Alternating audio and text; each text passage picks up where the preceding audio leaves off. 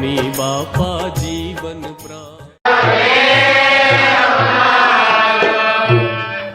જો ભગવાનના મળવે કરીને જન્મ સુધરે છે એમ આપણે નંદ પદવીના સંતો કહે છે. શું કહે છે? ભગવાનને મળવે કરીને મનુષ્ય જન્મ સુધરે છે. જો ભગવાન કે ભગવાનના અક્ષરધામમાંથી આવેલા સત્પુરુષો તેમની પ્રાપ્તિ ન થાય તો મનુષ્ય જન્મ મળ્યો તોય શું અને ન મળ્યો તોય વૃથા. કેવો જાય છે?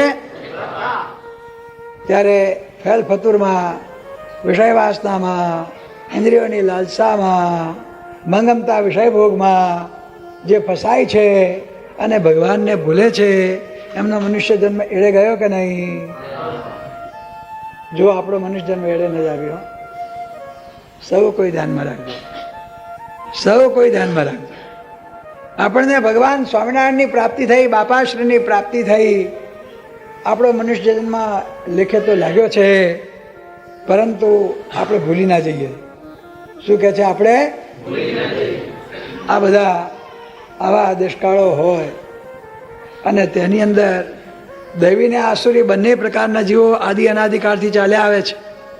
આદિ અનાદિકાળથી ચાલ્યા આવે છે, આજથી નહીં. હા, ભગવાન પ્રગટ થયા તે વખતથી જ, ઓર ભગવાન પ્રગટ થયા તેથી પહેલાંય પણ દ્વિતીય અને અદિતિના પુત્રો, દેવો અને દૈત્યો એ તો ચાલ્યા જ આવે છે. માટે લક્ષણે કરીને તેમને ઓળખીને ભગવાન ને ભગવાનના સત્પુરુષો તેમની સાથે તમે બરાબર જીવને જોડી જાણો. જો મનુષ્ય જન્મને લેખે લગાડવો હોય, મનુષ્ય જન્મની પરિપૂર્ણ સાર્થકતા ખેડવવી હોય તો આ વખતે ચેતી જા. ચેત ચેત મને ભાવરા સંત શિખામણ દે. હે મન, તું ચેતી જા ને કે સંત શિખામણ દે છે, પણ મનને ને જીવને બનતું નથી. બને છે? મનને જીવને બને ખરું?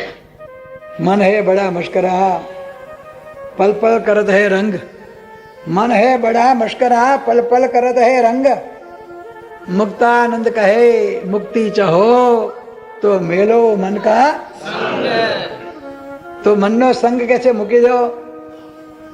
ઘણા દિવસ મનના સંગના કીધા પ્રમાણે આપણે બધું કર્યું, એમાં કઈ દાડો વળ્યો નહીં. વળ્યો?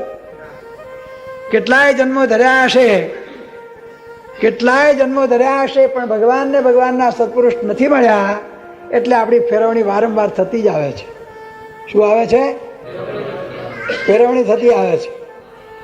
ત્યારે જો ભગવાન મળ્યા હોય તો આ જન્મ ધરવો જ ના પડે.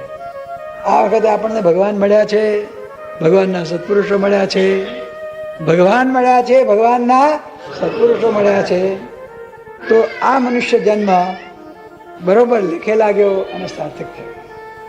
જો આપણે સાચું જાણીએ તો. સ્વામી બાપા જીવન પ્રાણ, સ્વામી બાપા જીવન પ્રાણ.